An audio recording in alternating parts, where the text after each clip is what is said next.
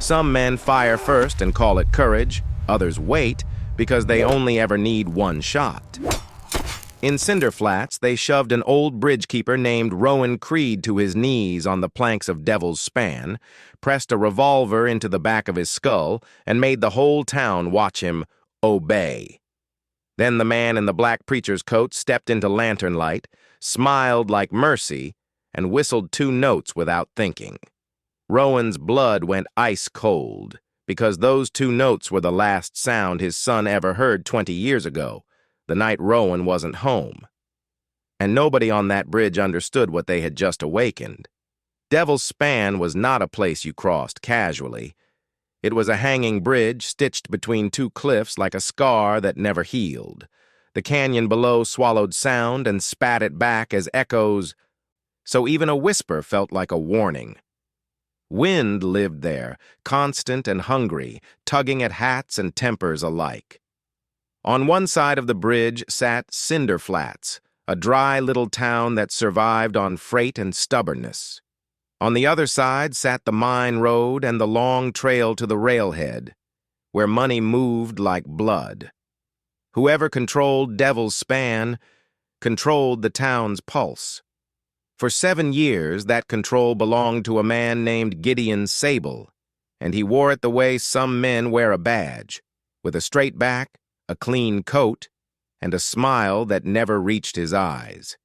Gideon Sable called himself Reverend Sable, because a preacher's title opened doors faster than a gun. But the men who rode with him were not churchmen, they were the Ashridge Riders, a gang that never needed to rob a bank when they could simply tax everything that passed through. They blessed wagons with safe passage and cursed those who refused. Every barrel, every crate, every ounce of gold dust that crossed Devil's Span paid tribute. Those who complained learned the second use for rope. Cinder Flats had a marshal, of course. Every town had a marshal the way every saloon had a piano, something to make the place look civilized. Marshal Lyle Caro wore his star and tried to keep his hands from shaking. He told himself he was waiting for the right moment, and the town told itself the same lie, because lies are easier to live with than graves. Rowan Creed was not the marshal. He was not a rancher or a miner or a gambler. He was the man who kept the bridge alive. He checked the bolts every morning, greased the pulleys, replaced frayed rope, and hammered planks back into place when the wind tore them loose. He collected toll coins in a tin cup and wrote names in a book, because a crossing like Devil's Span had to be accounted for.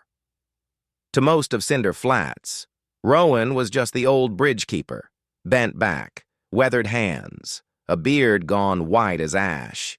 He walked with a slow limp that made him look older than he was. He rarely spoke. When he did, his voice was soft, like he didn't want to startle the world. That is why Sable's men picked him for tonight's lesson. Quiet men make easy examples. Quiet men don't fight back. Quiet men fold. They were wrong. Rowan was quiet because he had learned what noise costs. 20 years earlier, he had been a different man, a man whose name traveled ahead of him like thunder. Back then, the canyon had its own war, and Devil's Span was the throat of it. Men fought over silver roots, over stolen cattle, over pride, over whatever excuse they could feed to their hunger. In those days, Rowan Creed had carried a rifle that never missed, and a reputation that made even violent men measure their breath before stepping too close. Some called him Bolt-Eye, because he could hit a moving target the size of a bridge bolt at distances that felt like lies. Others called him Noose Cutter, because once, when a gang tried to hang a rancher from the bridge, Rowan put a bullet through the rope from a ridge so far away nobody believed it until the man dropped alive. But that was 20 years ago, and Rowan had buried that man as deeply as a person can bury anything in the West. He had traded rifle oil for bridge grease. He had traded gun smoke for wind. He had traded legend for a slow, ordinary life. He believed ordinary would keep his family safe. He believed wrong. The night his son died, Rowan was across the canyon fixing a washout on the mine road. He had been gone one evening. He came back to find his home ransacked and his boy missing. He found boot prints and a torn shirt. He found a small smear of candle wax and a broken toy wheel. He followed the trail until it reached Devil's Span and vanished into the wind. At dawn, the town found the boy near the canyon edge, cold and still, and the only thing anyone remembered clearly was a detail that didn't make sense at the time. Someone said the killer had whistled 2 notes as he walked away, not a tune. Just 2 notes, sharp and casual, like a habit. Rowan heard that detail, and something in him split. He spent months hunting those notes across the territory, but notes don't leave tracks, and killers who hide behind new names rarely stand still long enough to be caught. The trail went cold. Time moved on. Rowan stayed, not because he forgave, because he didn't know what else to do when the world that made sense had burned away. Now the world was bringing the notes back to him, right here, right now, under a lantern that swung in canyon wind. Sable's men had grabbed Rowan at dusk as he finished tightening a chain near the bridge's winch post. They hit him once to make sure he understood who was in charge, then dragged him onto the planks. The town gathered without choosing to, people stepping out onto porches and balconies as if pulled by a string. Nobody wanted to watch, but nobody wanted to be the one who didn't. That is how fear works. It makes witnesses. Sable's men lined up on both ends of the bridge, rifles at the ready, turning Devil's Span into a corridor of threat. In the center, Rowan was forced to kneel, hands bound with rough rope that bit into old skin. A revolver pressed to his skull kept his spine straight. Marshal Caro stood near the town end of the bridge, half hidden behind a post, his mouth tight. He should have stopped this. He didn't. He told himself it wasn't time. Rowan didn't look at him. Rowan stared down at the planks, not in surrender, but in calculation. He listened to wind. He listened to boots. He listened to the creak of rope and the tap of metal against metal. He listened the way he always listened, because bridges tell you things if you shut up long enough to hear them. Then Gideon Sable arrived, and the bridge seemed to hold its breath. He walked onto the planks like a man stepping onto a stage, slow and assured. He wore a black coat with a white collar that suggested scripture and authority. A silver cross hung at his chest, catching lantern light. On his finger, a ring glinted, plain from a distance. Sable nodded at the crowd as if greeting a congregation. He didn't raise his voice. He didn't need to. Men like Sable build worlds where silence answers them first. He stopped in front of Rowan and crouched just enough to be seen as generous. He asked Rowan if the bridge would open tonight. Rowan said nothing. Sable smiled, turned slightly toward the crowd, and began to speak about duty and order, about how a town survives when everyone plays their part. His voice was smooth, practiced, the kind that could sell poison as medicine. He told them a gold wagon was coming through at midnight. He said the mine had finally agreed to pay tribute properly. He said the town would benefit from this arrangement, because a river of money flows best when it has one hand guiding it. Then he looked back down at Rowan and said the bridgekeeper's job was simple. Lower the chain. Turn the winch. Let the wagon pass. Rowan still didn't speak. Sable's smile tightened. He leaned closer and whistled 2 notes like an absent-minded habit used to fill silence. 2 notes. Sharp. Familiar. Wrong. Rowan's breath caught so subtly no one noticed. But inside, something old and furious rose from the ground like smoke.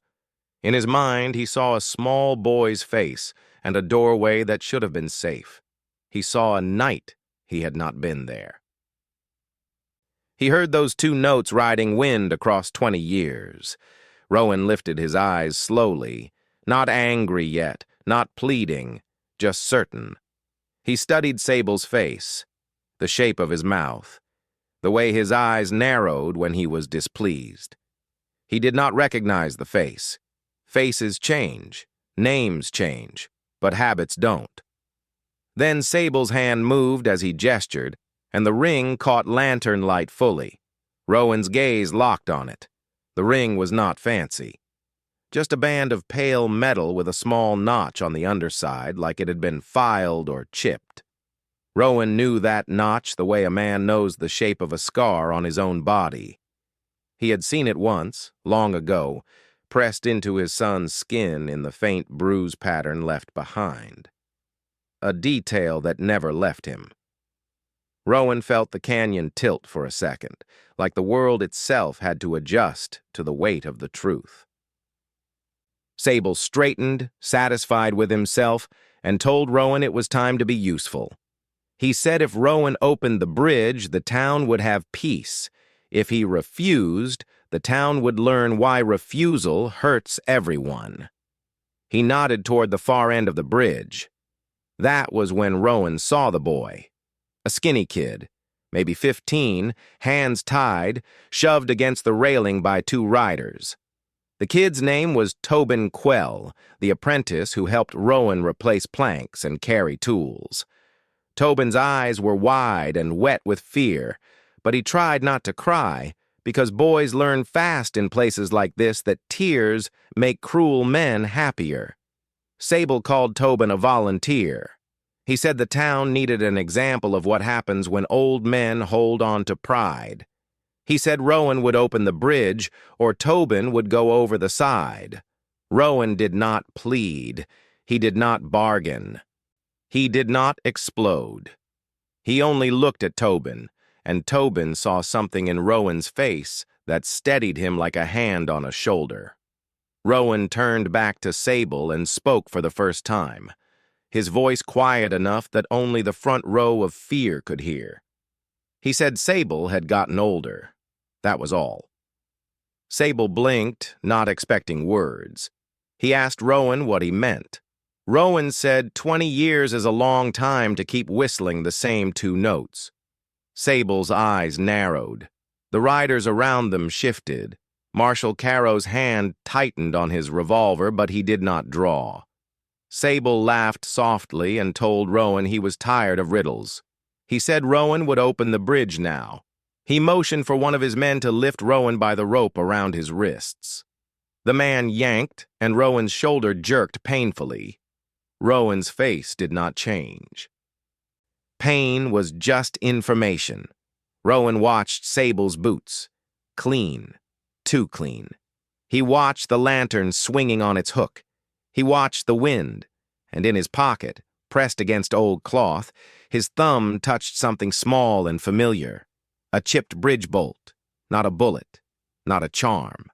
A bolt he had found embedded in a plank after the Canyon War, kept as a reminder that the bridge always remembers violence, even when towns pretend they don't.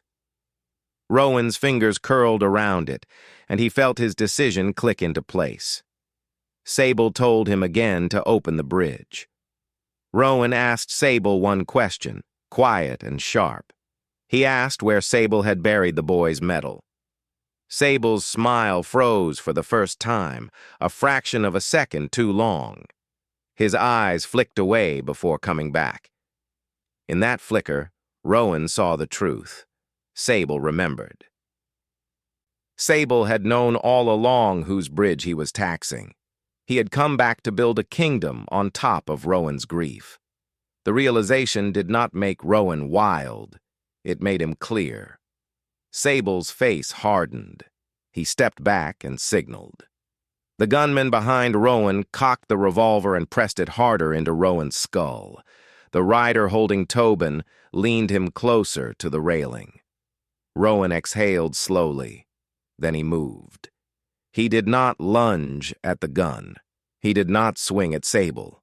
Rowan dropped his weight forward, using his knees to slide on the planks, and threw his bound wrists toward the bridge's center winch lever, the one that controlled the tension chains. The gun fired. The shot cracked into the air where Rowan's head had been a heartbeat before because Rowan wasn't trying to outrun the bullet. He was trying to control where it went. The recoil startled the gunman, and in that same instant, Rowan's rope-wrapped wrists slammed into the lever hard enough to jerk it down. Metal screamed. Chains snapped tight. The bridge shuddered like a living thing. The sudden tension yanked the support lines, and a hanging crate of toll lanterns swung wildly, smashing into the railing. Glass exploded. Oil sprayed. Flame licked up in a bright sheet as lanterns shattered. The bridge became chaos in a single breath. People screamed. Riders cursed.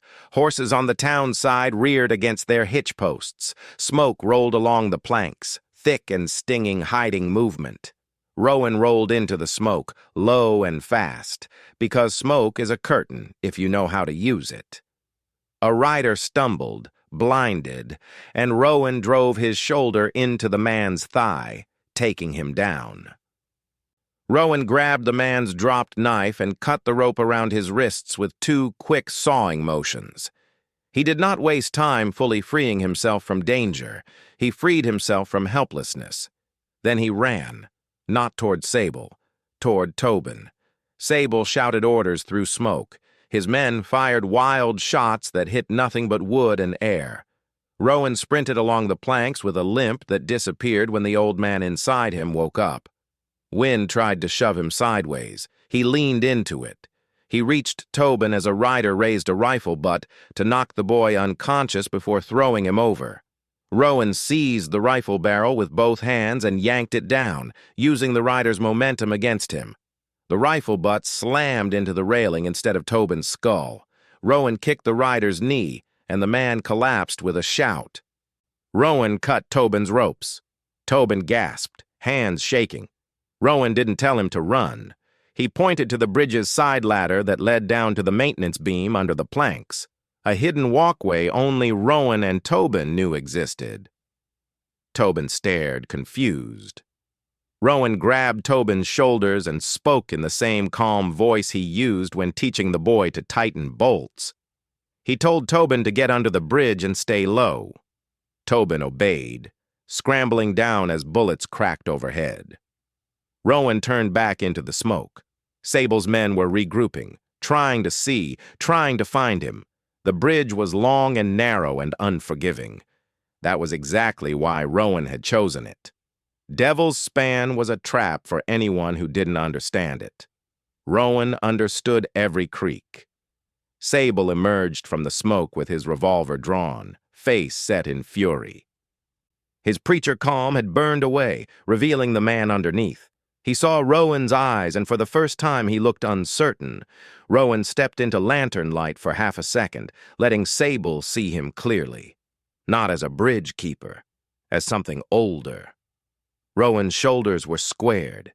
His hands were steady. The wind tugged at his coat, and he stood like it couldn't move him. Sable leveled his revolver. Rowan didn't flinch. Rowan said Sable's whistle had been a mistake. Sable snarled that Rowan should have stayed broken. Rowan answered that broken men don't build bridges. Sable fired. Rowan dropped flat as the bullet whistled over him and struck a chain link with a bright spark. Rowan rolled, came up behind a support post, and grabbed the hanging toll cup chain. He yanked it hard, and the heavy tin cup swung like a pendulum, smashing into Sable's wrist. Sable cursed and stumbled back. It wasn't enough to stop him. It was enough to delay him. Delay is a weapon on a bridge. Rowan sprinted toward the town end, not fleeing, repositioning. He moved to the winch post where his tool chest sat, locked and weathered. A rider lunged at him with a knife. Rowan sidestepped, grabbed the man's forearm, and drove him into the post hard enough to knock the air out of him. Rowan took the knife. He didn't stab.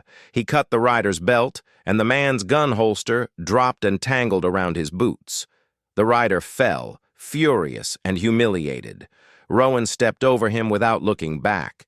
Rowan yanked open the tool chest.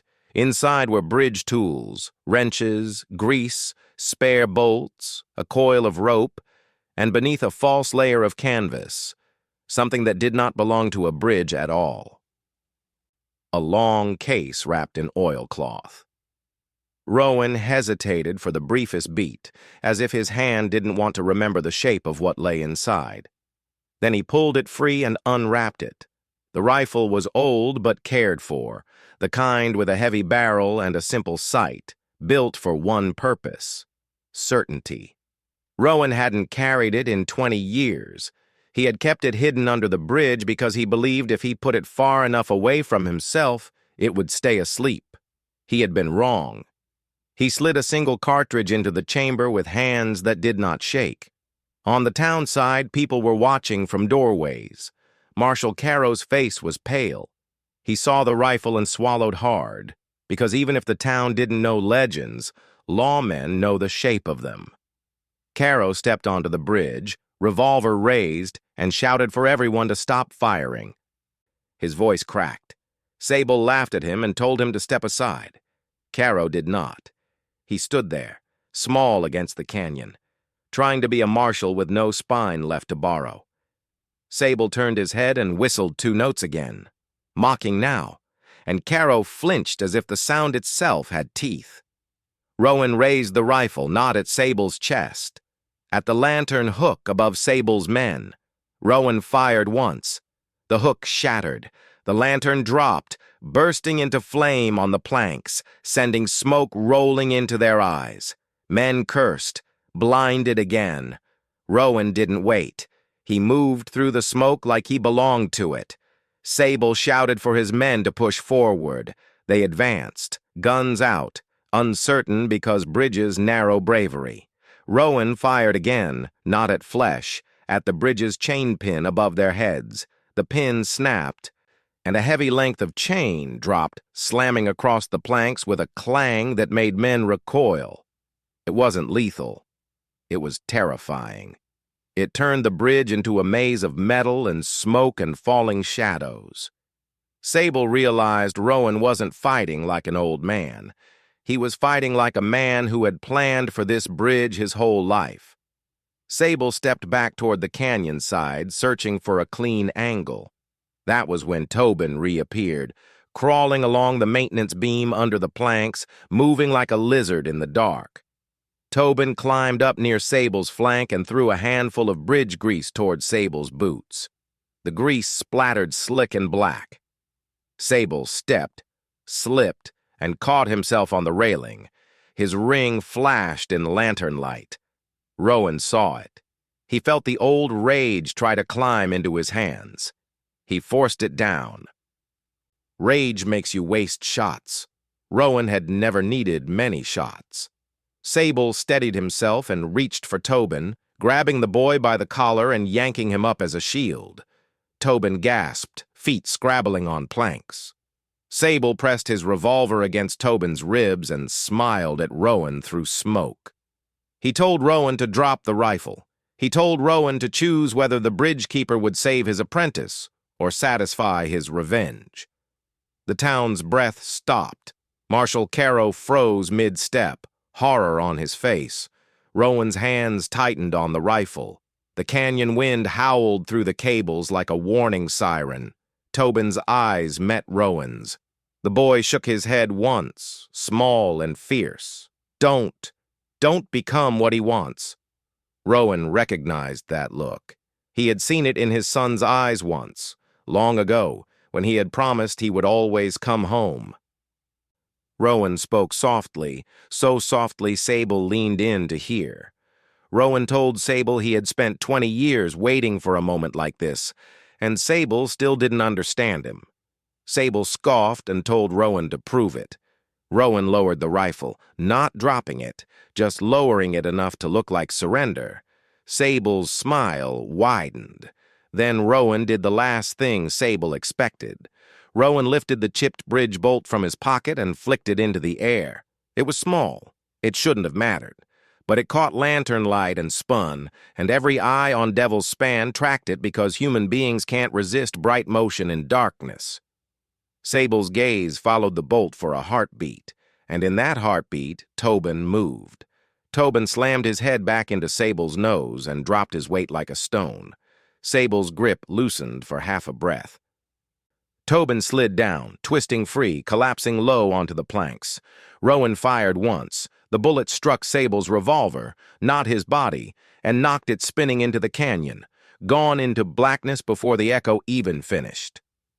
Sable stared at his empty hand, shocked, because men like him don't believe in being disarmed. He reached for another gun at his belt. Rowan fired again, this time into the belt buckle. The buckle snapped, the holster dropped, and the spare gun clattered across the planks. Sable's men froze, their leader suddenly ordinary. Marshal Caro found his voice and shouted for them to drop their weapons. Some did, stunned by the speed of the reversal. Others hesitated.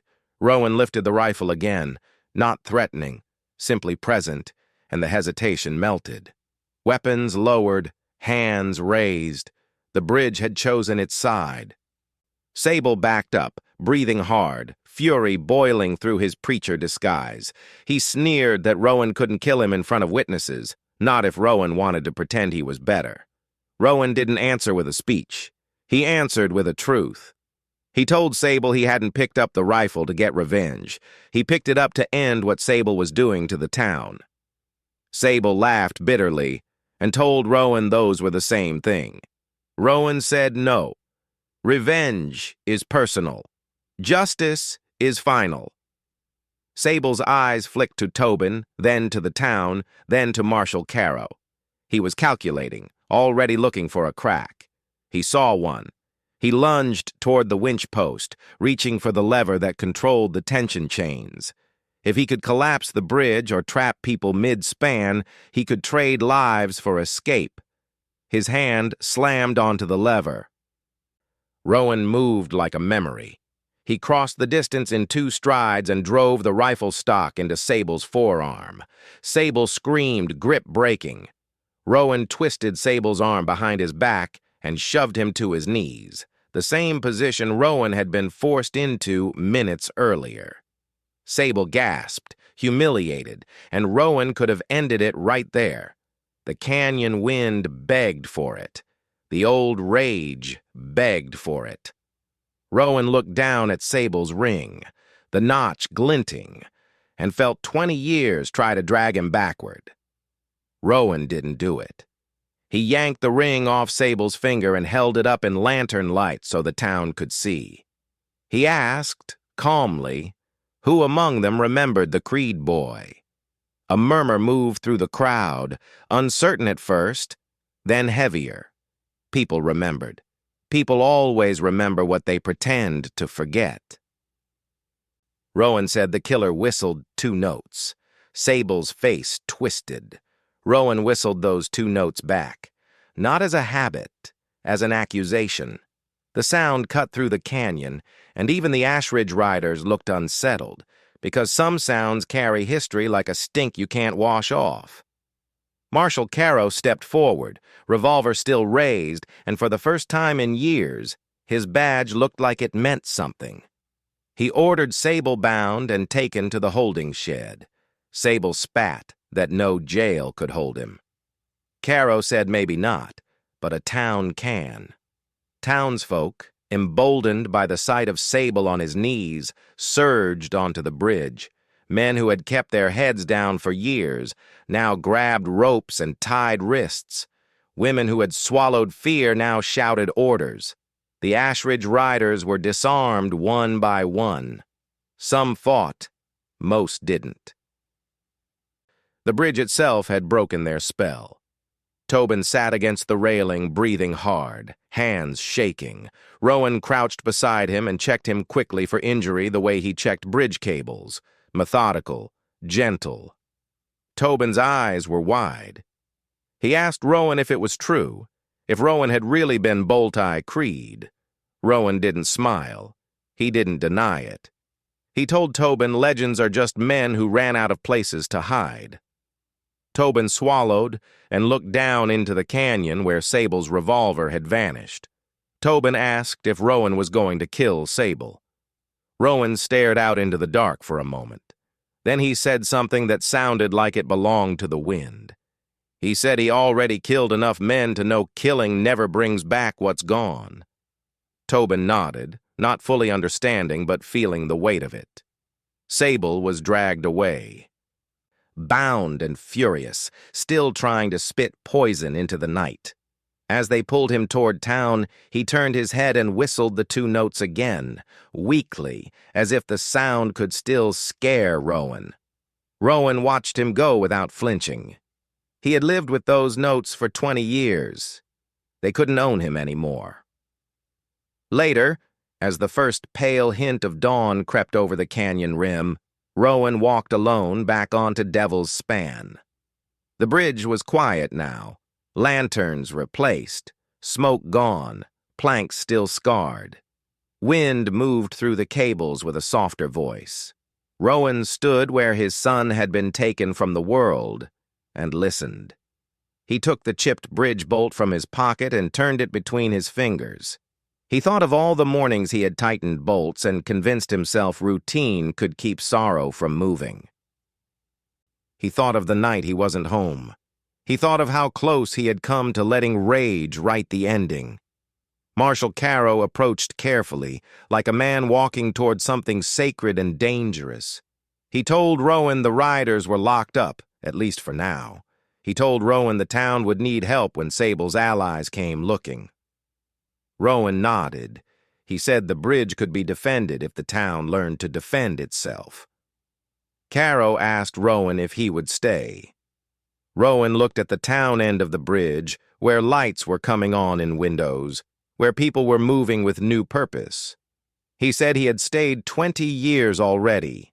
The question was whether the town would finally stand with him. Tobin limped out onto the bridge, carrying Rowan's tin toll cup.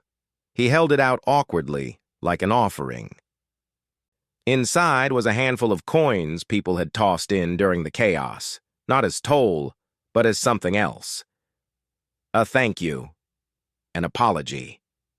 Tobin asked Rowan what to do with it. Rowan took one coin, only one, and pressed it into Tobin's palm. He told Tobin to keep it as a reminder that courage doesn't feel like shouting. Sometimes it feels like crawling under a bridge in the dark because someone needs you to. As dawn broke fully, Rowan walked back to his winch post and opened the tool chest. He wrapped the rifle again in oilcloth and set it back under the false canvas. He didn't do it like a man hiding a shame. He did it like a man putting away a storm, hoping it wouldn't be needed again. He closed the chest and locked it. Then he took Sable's ring, the notched band that had haunted him, and held it in his palm. For a moment his fingers tightened. Tempted to fling it into the canyon the way he had watched his son's childhood fall into darkness. Instead, he walked to the bridge's main support beam and hammered the ring onto a nail above the winch lever where everyone crossing would see it. Not as a trophy, as a warning. A reminder that evil can wear a collar and still stink like evil. Cinder Flats didn't become safe in one night. Towns never do. Wolves hear when a pack leader falls. Men with greed always come sniffing. But something had shifted on Devil's Span. The bridge no longer belonged to a preacher with a gang. It belonged to the town, and to an old man who had finally stopped letting two notes control his breath. And if you ever pass through Cinder Flats and you step onto Devil's Span, you might hear the wind sing through the cables and mistake it for whistling. Some folks will tell you the bridge is haunted. Some will tell you an old bridgekeeper snapped and turned into a killer.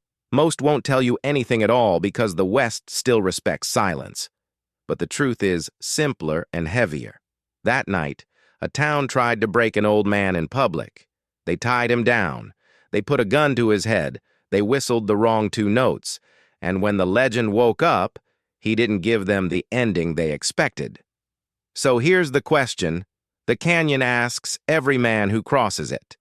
When the past finally corners you, will you feed it, or will you face it and choose something else?